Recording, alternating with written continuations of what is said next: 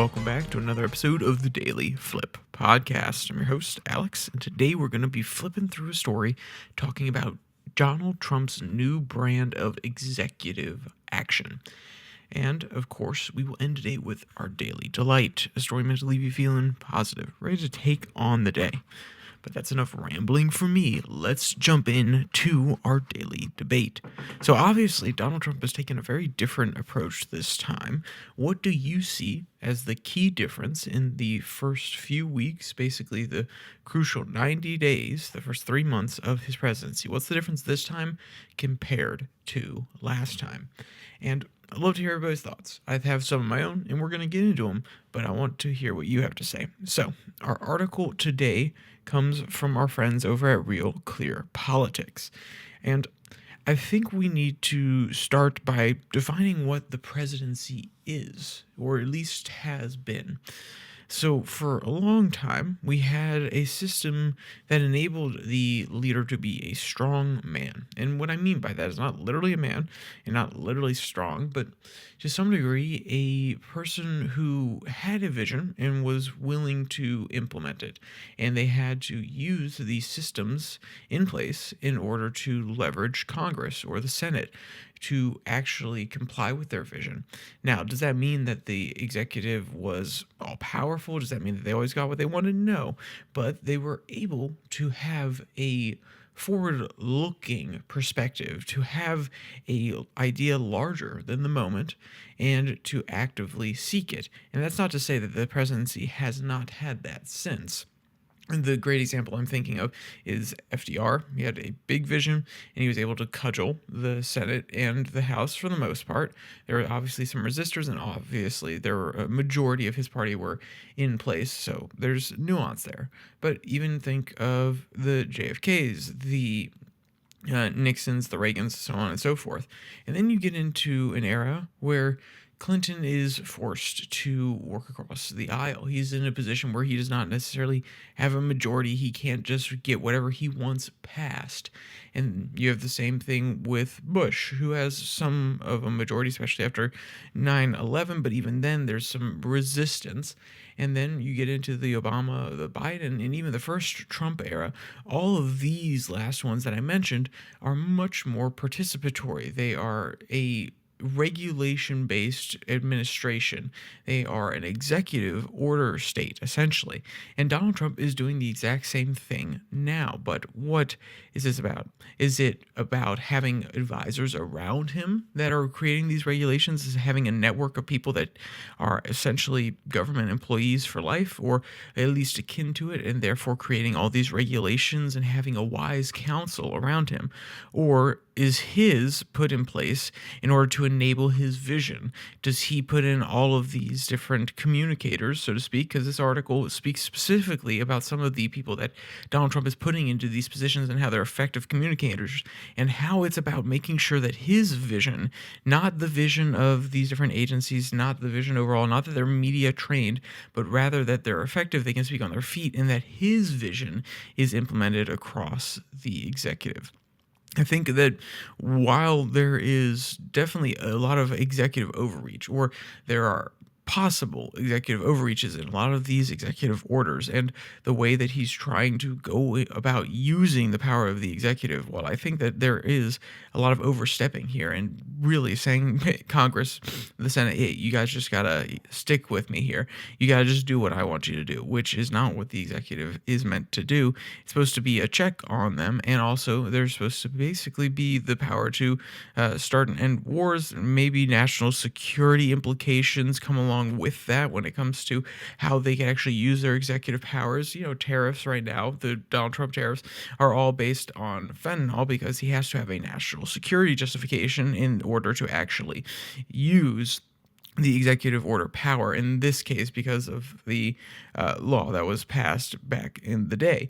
Now, the point being that when you have a system that is reliant on all of these wise people, when it's a council of trusted advisors, this, while it sounds very nice and there is some wisdom to actually dispersing the decision making process and allowing multiple voices to come in, because if your vision is wrong, just inherently wrong, if your vision is not possible, having these wise advisors around you may tell you a way to get there.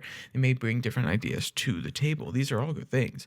But it also leads to what feels like an uncentralized process. And the executive is supposed to be a manager. If we're to put this in business terms, which I think honestly sometimes we should think about these things a little bit differently, because there is no other job like the president. Let's not pretend that.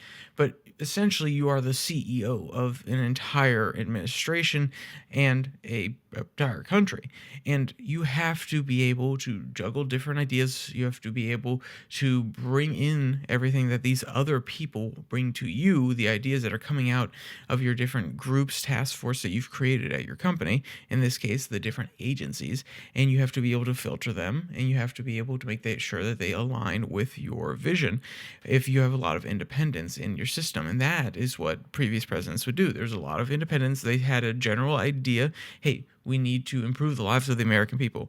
Ideas would come in. Regulators who have spent years in these different agencies, they have lots of expertise, say, oh, I've had this idea for a long time. Let's actually implement it. We'll run it by Obama. Is this a good idea? We'll run it by Bush. Is this a good idea?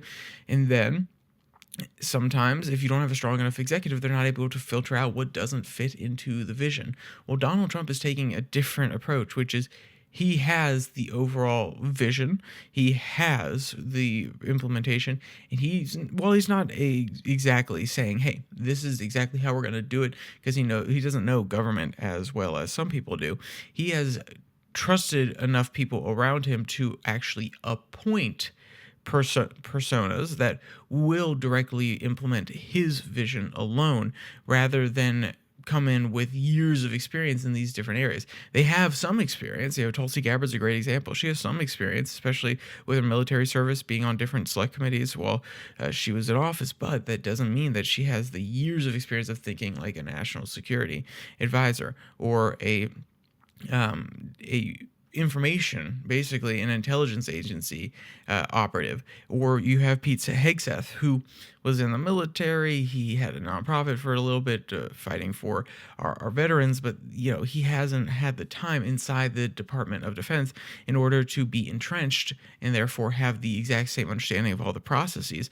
But he's an effective communicator. He is willing to comply with Donald Trump's vision, and Donald Trump is putting in people that can talk about what his vision is, talk about why they're doing what they're doing, and also are willing to follow along in his footsteps, rather than be able to, and I'm not saying that it's a bad thing, to be able to run their own program themselves. I'm not saying they can't. What I'm saying is they would rather defer to Trump's judgment than rather take up their own initiatives. So it keeps the message coherent. It keeps the ideas concise.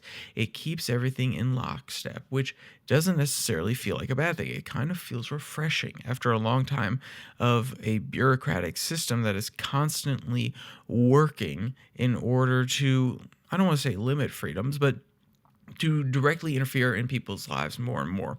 And here's a quote that I think actually summarizes what it's like having these sort of new people in this new Trump presidency. Because obviously there are some exceptions to all of these rules, but the fact that we could see a dramatic change from Trump 1, when he was trying to take the normal route, he used party apparatchiks in order to actually staff his administration. And this time, that means that he's actually learned something here.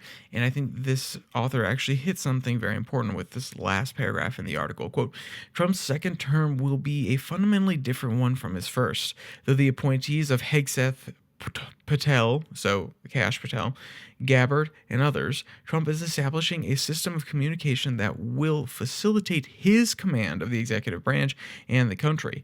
By replacing resistors with transistors, highly capable communicators of his energy, ideas, goals, and politics, Trump will project his vision and his achievement to the world. It's what the American people voted for on November 5th, end quote. And though there has been talk of this strong man idea, Donald Trump is a strong man, and how he's possibly an authoritarian, and that he's overly willing to put the power in the executive. I think he's overly willing to use the power that has been put in the executive, and he's trying to overreach in some places in order to put more power in the executive. There's no doubt about that. But we've also lived in executive order administration for a long time because presidents feel as though they need to get things done, and that Congress and the Senate are not actually doing their job. So the door has been opened by plenty of other people, and Donald Trump is just deciding to walk through it.